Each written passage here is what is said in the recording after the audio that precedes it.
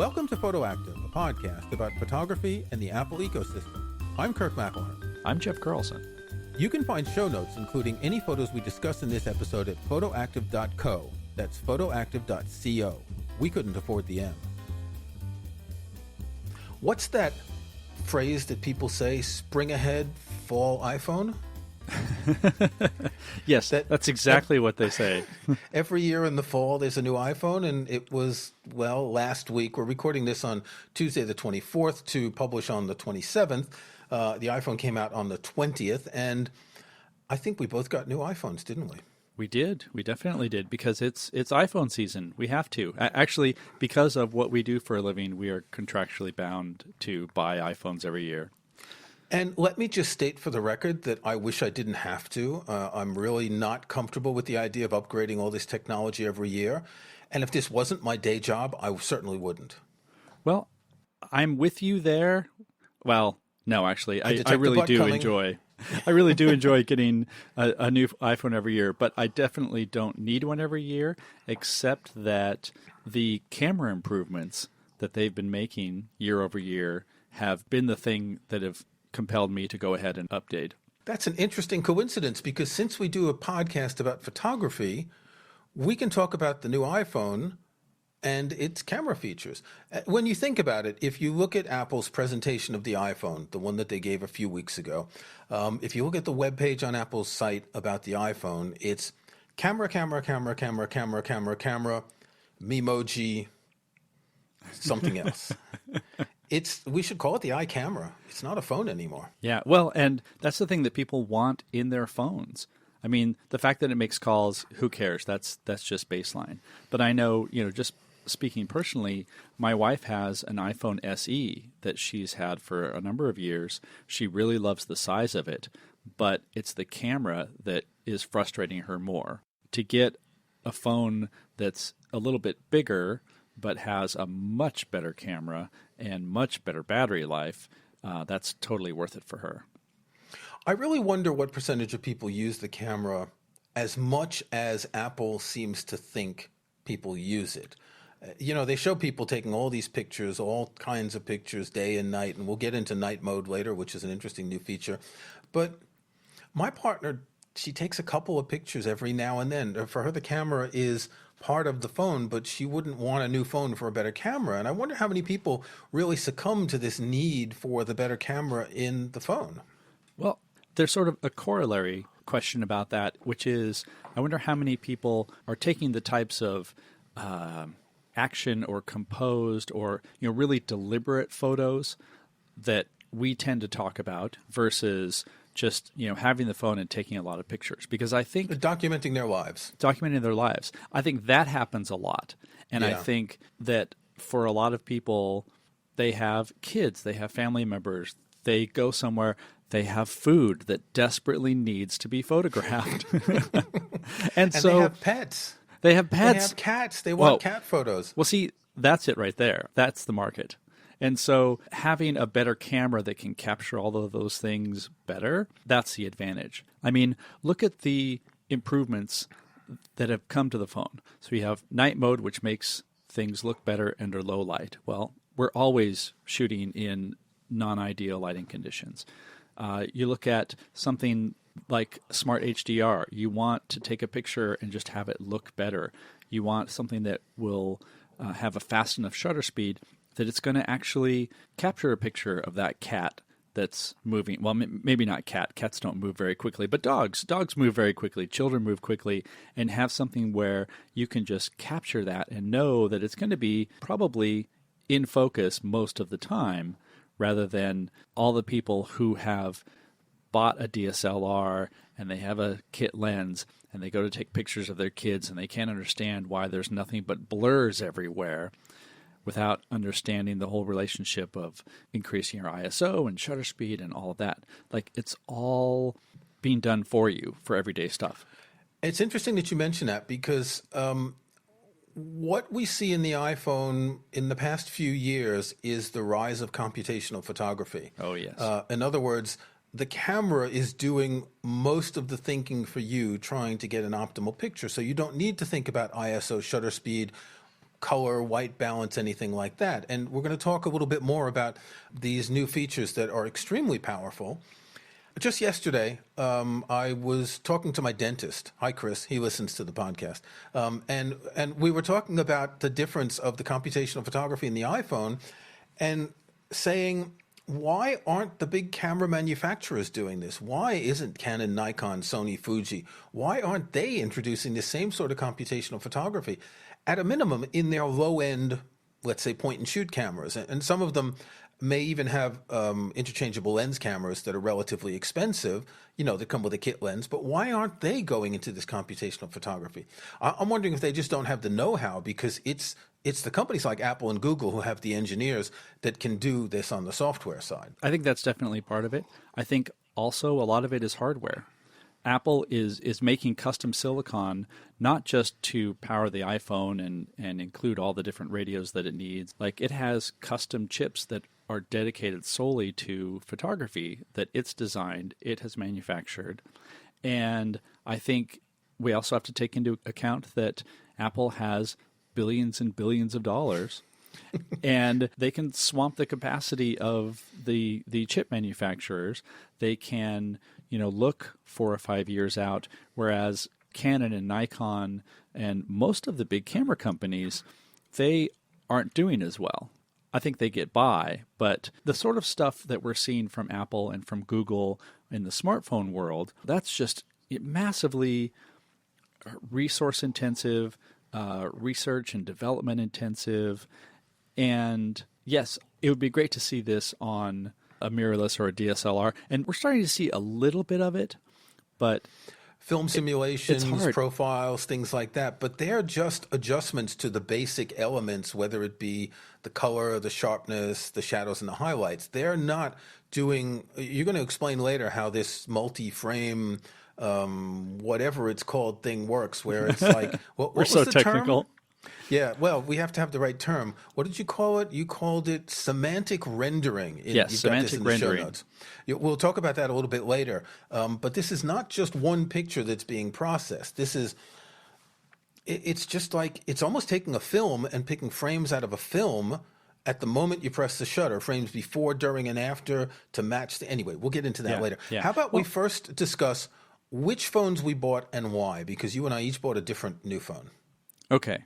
So I went with the very predictable iPhone 11 Pro, and I did that for a couple of reasons. One, the max size, so the iPhone 11 Pro Max Pro. Not a very good name. It's a dumb name, but the big one.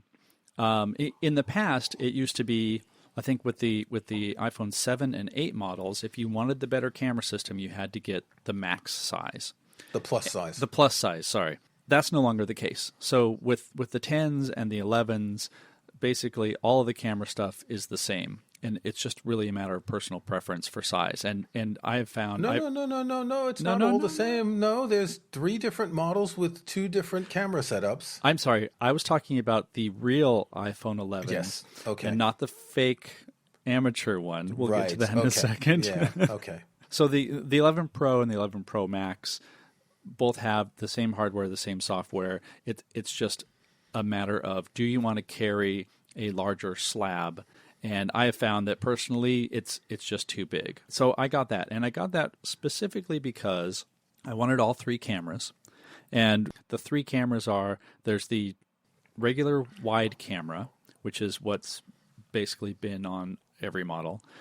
There is a new ultra wide, which is approximately like a 13 millimeter equivalent. So the wide is 26, the ultra wide is 13. This is in 35 millimeter equivalent. Yeah.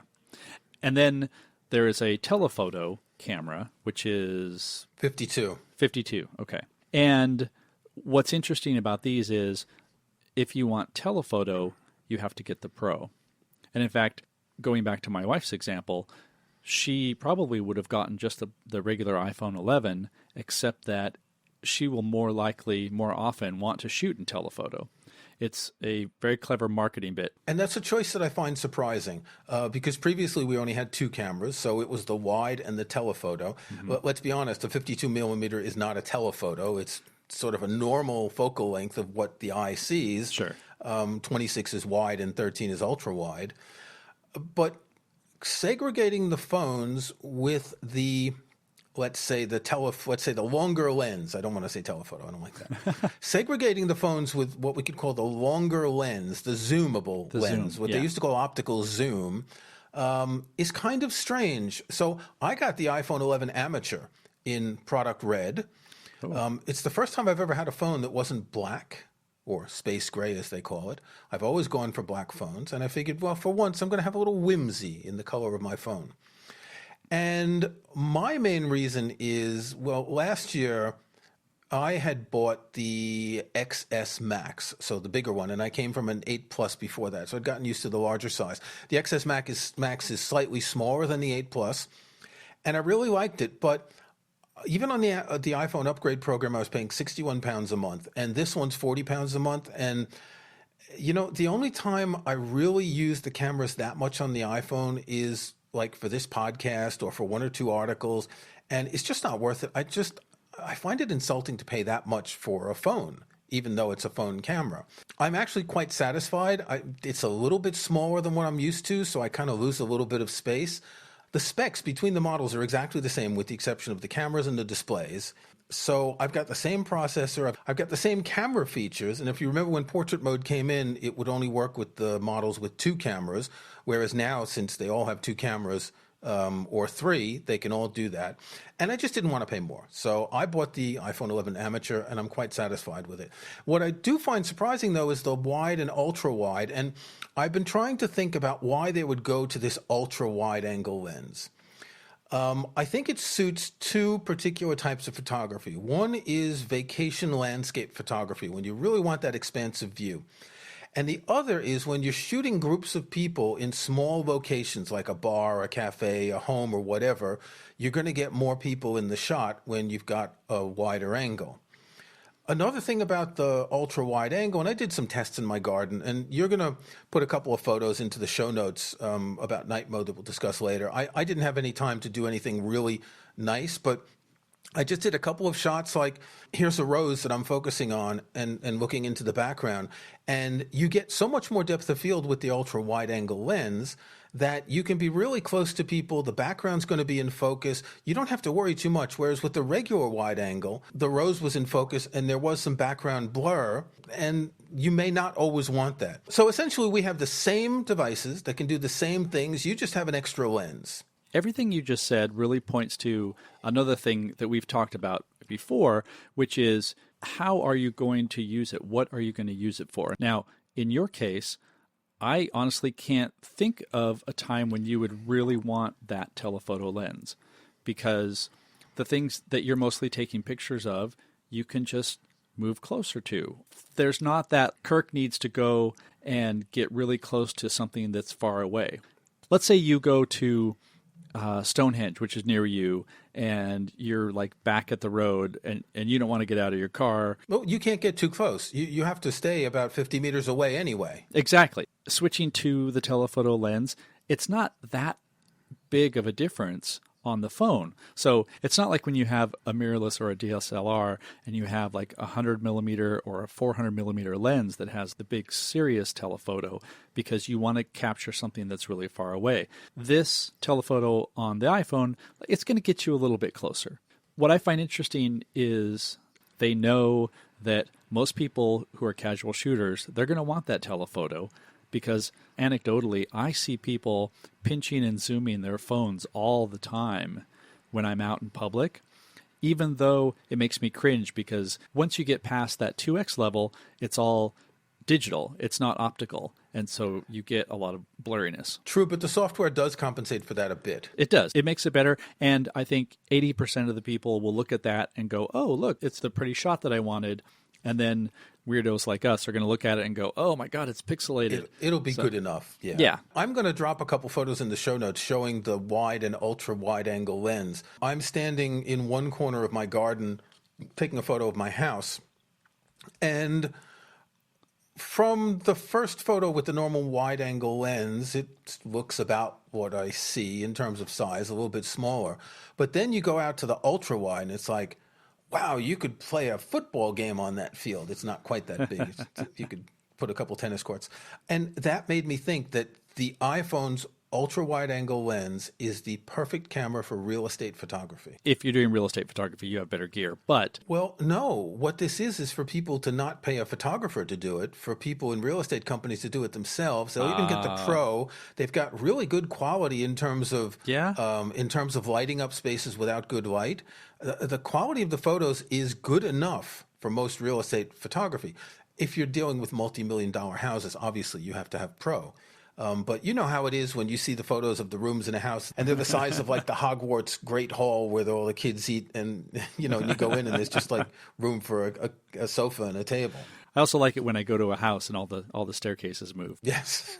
Anyway, let's take a break, and when we come back, we're going to talk about the specific technical features that are involved in semantic rendering and night mode.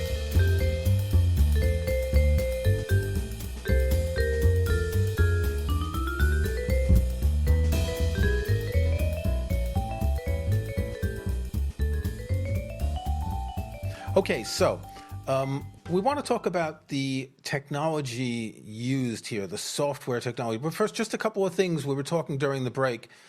There are some differences in the cameras. The ultra-wide angle camera, it's weird because these are cameras, not lenses. I'm tempted to say lenses because we're used to changing lenses, where each one of these is a camera and a lens with its own sensor. The ultra-wide is different from the wide and telephoto in that it doesn't have optical image stabilization and it can't shoot RAW. So you have some more limitations with the ultra-wide. It also doesn't do the night mode. That's right. One thing that I read is that the ultra-wide camera doesn't have the same focus pixels. It doesn't have the same underlying technology. So I think that there must have been some trade-offs in if you're going to get a wide angle, the technology either isn't there or maybe it was too expensive or what have you in order to bring it to the same level as the other two cameras. Okay, so semantic rendering. We're going to link to an article in The Verge. It's Nilay Patel's review of the iPhone. Well, actually, it's his review of the camera that comes that you get an iPhone with in addition when you buy this camera. Basically, most of the review is about the camera. And he talks about semantic rendering. It's almost as if the sensor is always on, capturing frames before you tap the shutter button or press the side button to activate the shutter. And it just dumps everything that's not needed. So it's probably got a buffer and it just keeps recording. And then you tap the shutter and it takes a picture and it grabs frames before and after and during and does all sorts of really interesting things to them. Thanks for explaining it. There we go. All sorts of really interesting things. That all sorts would go well really in an Apple presentation. Hey, we started at the very beginning that we're not going to be a gear show. So no, it's fascinating stuff that's going on. And some of this has been happening for a while. So every time you've taken a shot with an iPhone camera, it's captured multiple frames and blended them together. And particularly in the iPhone X, where they really made some advances on that. We've talked about computational photography. That's the big buzzword. And what's interesting about that, last year with the iPhone XS, they introduced Smart HDR. So you were getting an HDR image, whether you wanted it or not. You could turn it off. But in most cases, it did such a good job that you did want it. And it wasn't, really exaggerated or garish the way a lot of HDR can be. And in this case, what's happening is exactly what you said. The camera is always recording. It's always capturing little slices. And then depending on the conditions, if, say, it's a low light condition, not even night mode yet that we're talking about, it's going to take a bunch of slices, a bunch of exposures at different times, and then blend those together. The algorithms are looking for exposure, it's looking for sharpness, it's looking for contrast. And so the result, even under great lighting conditions in the middle of the day, you're going to take a photo, and that photo is actually a composite of little fractions of a second. They then get put together and blended and adjusted. And also don't forget, because we have multiple cameras, there's a depth map that's being applied if you're using portrait mode. But I think even if you're not using portrait mode, the processor is able to look and say, oh, well, that's a human face. So I'm going to treat the human face, maybe that'll be a little warmer than the background or balance the color. And all of that is just happening immediately. On the one hand, it's doing bracketing, and when we discussed HDR, we talked about that. You shoot 3 pictures, one at normal exposure, one underexposed, and one overexposed. You dump them into an app, and it stirs and mixes, and it comes out with something. But here, it's just using more than just the exposure. As you say, it's talking about contrast and focus and depth and all that. What it essentially comes out to is that you cannot take a photo with the stock camera app that is a photo of what you're seeing. It's always going to be interpreted through this computational algorithm. Third-party apps will let you do this, and particularly you can shoot RAW, and that'll be a freeze frame of what you've seen. But no photo you get from the iPhone is exempt from this. So they're not real. Nothing is real. Nothing is real anymore. That's what it is. No, it's true. I mean, this is the whole point of what Apple has been trying to do is the result is either as good as you expect it to be, or it is better than what you're seeing with your eyes, or it is, if I can just keep adding ors, or it's better than what most camera sensors will see. Because the camera sensors, as we said earlier, in real cameras don't do this computational stuff, and since they're only grabbing a single frame, you have limits. Exactly. Whereas here, it's this blending of everything. And you may disagree with it, that you may not want the faces to be warmer. You may not want the background to have that blur and all. But I think for 90% of the people, this is better photos than they would get from any point-and-shoot camera. And for that reason alone is a justification. You know, people sometimes ask me, I'm going to go on a vacation. Should I get a camera? What should I get? And I'm more tempted to tell people, just get an iPhone. Because if they're already asking the question, they don't know how to use a real, in quotes, camera. Why get a point and shoot when an iPhone is going to make pictures just as good?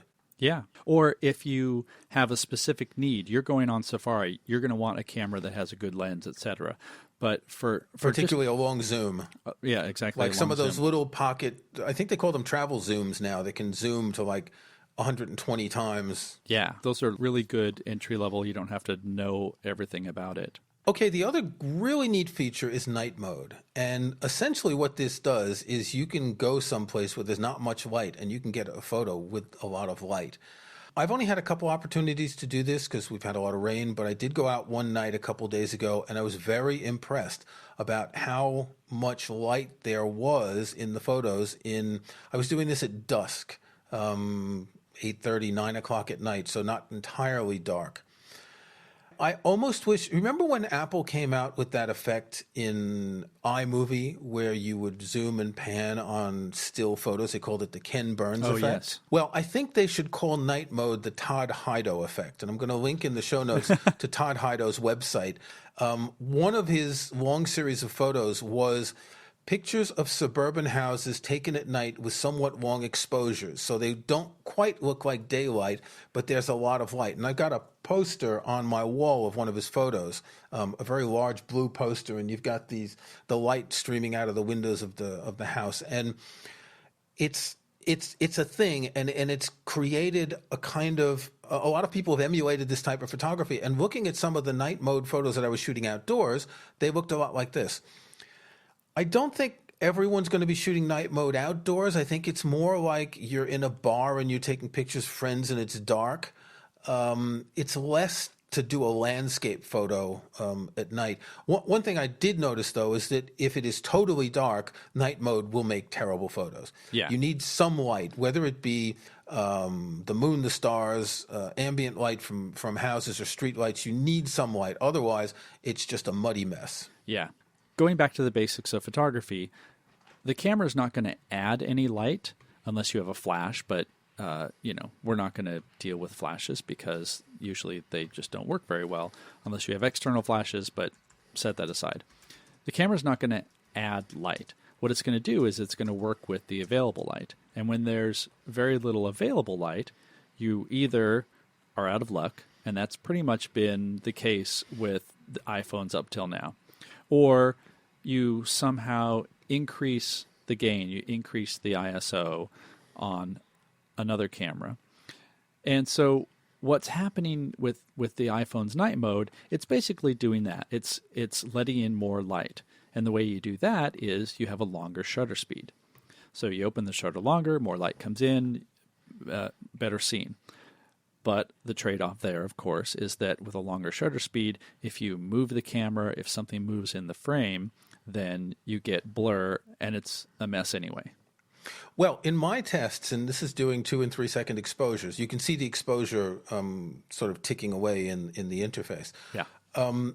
If I was shooting fixed objects like houses, they weren't blurred at all because the camera was spotting them as you moved using the optical stabilization. Yes. But I shot a photo of my partner in front of our house, and the fence was in perfect focus, but she had moved a slight bit, so she was blurry. So night mode doesn't work too well with people unless you make sure that they stay very still. And if you remember Apple's presentation, they showed a night mode picture of a woman on a couch, and she must have been really still. Yeah. But if there's more light, so night mode is it's like a continuum between just enough light and not enough light. And if you've got a higher end of light, it's going to be a half a second. It's not going to be 3 seconds. So there are a lot of cases where it's going to work really well, but with people, it's not as good. But see, this also ties into developing technology for how people are using the camera. Because, yes, you can go and put a camera on a tripod and get a long exposure and get everything cleared in focus. But, most of the time, somebody, like you said, they're in a bar, they're at a coffee shop, they're at a nightclub, and things are going to be dark and they're going to be shooting handheld. And so what the night mode is doing is it's taking all of that semantic rendering and combining all that together. But in addition, it's making long exposures that are going to be blurry, but then grabbing pieces of other exposures that it's taken, a dozen or more, and assembling those into a version that has more light and sharpness in more areas. It's not perfect. It's quite impressive. But it's quite impressive. If you're in a situation with low-ish light, it's really impressive. If you try to do it at night, it's not that great. But again, you can put it on a tripod or just lean it up against something. Yeah. I took a couple of shots. We were sitting on the patio. I think it was Friday night. It was dark, and I leaned it against a bottle and took a shot of the sky, and I could see the stars quite well. Oh, nice. So as long as it doesn't move during the exposure, you're fine. And because of all this hardware-software integration, the phone is also using its optical image stabilization, but it is also using the gyroscope and the sensors within to help determine what the movement is. If you do set the iPhone on a tripod and use the night mode, then it's going to actually know that the camera isn't moving and do an even longer exposure than if it were handheld. I mean, what's great about this is it's very smart about how it's approaching this, but you don't have to be smart about it. All you have to do is notice how long to hold still. And it actually says, it'll say hold still, and it counts down. You can turn it off, which is a nice little convenience if you really don't. Because maybe you do want a photo to be dark. It works really well, and I think also compared to some of the other phones that are out there that had night mode before the iPhone, artistically, I think Apple has been restrained in the implementation of this. So rather than a dark scene looking like the middle of the day, or La Nuit Américaine, if I can be all Frenchy and cinematic. Day for night, as they say in English, It actually looks like a shot that is taken in a dark environment or at night, but it's boosted the available light so you can actually see what's there. Like Todd Hido's houses. Yes. One thing I find interesting, and you mentioned it just before, is you don't need to know any of this for this to work. You don't need to listen to a podcast to tell you how this works to be able to take these photos. That's the best part. Before we finish, I want to talk about one more really important feature that really deserves mention, and it may be the most important feature for photography in the iPhone, the new iPhone. It is portrait mode for pets. Portrait mode for pets, yes. Yes. How do we not lead with that? Well, exactly. It's funny because when Apple does these presentations, I tweet a lot about things like that. And I must have gotten 500 retweets when I said, finally, portrait mode for pets. So many people were excited saying, now I'm going to buy an iPhone. It's not perfect, and I'm going to put a photo in the show notes of Rosalind the cat posing for portrait mode for pets. It's better than the previous portrait mode, but if you look around the edges of the hair, you can see it still cuts things off a little bit. It cuts the whiskers off. It's okay, but it's not good enough for me. It's a start. It's a start. Well, you could already do this in the past. I mean, I have portrait mode photos I shot of my cats back with the iPhone 8 Plus. They're a little bit better, but it's still not that great. Okay, well, that's enough. I think it's time for our snapshots. Do you have a snapshot this week? I do have a snapshot. It's not actually photography related, but it's iPhone related, and that is a wireless charger.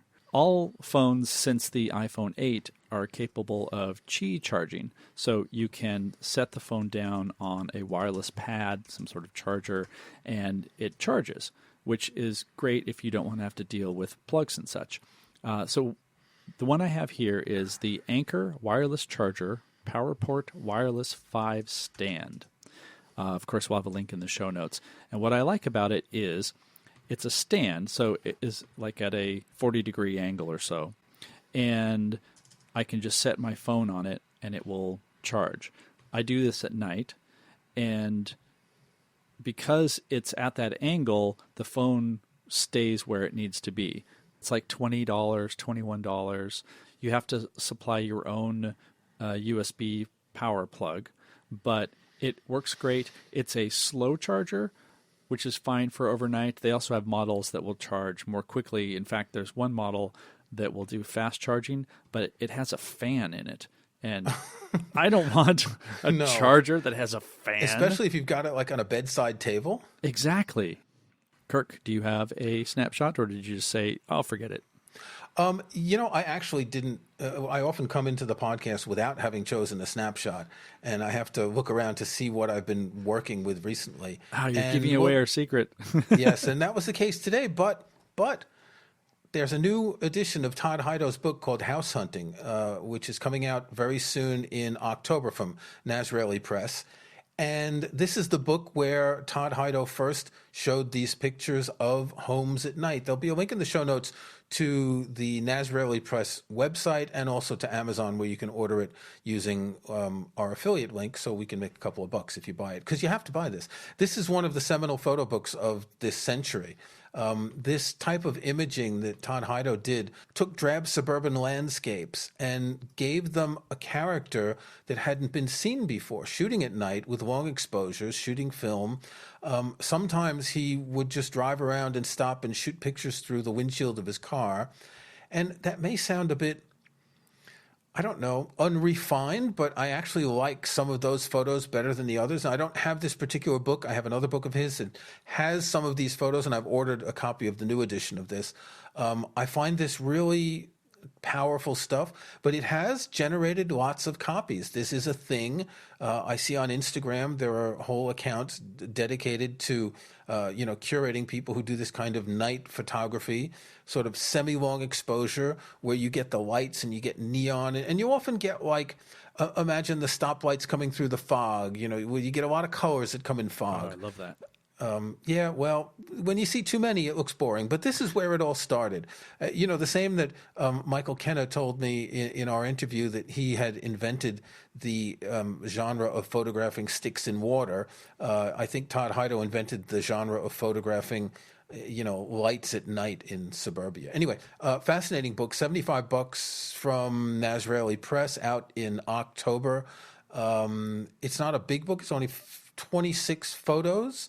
But it's a very large size. His books are very large sized, and they're very immersive. And the quality of the printing of all Nazreli Press books is splendid. So there you go, the Todd Hido effect in the new iPhone.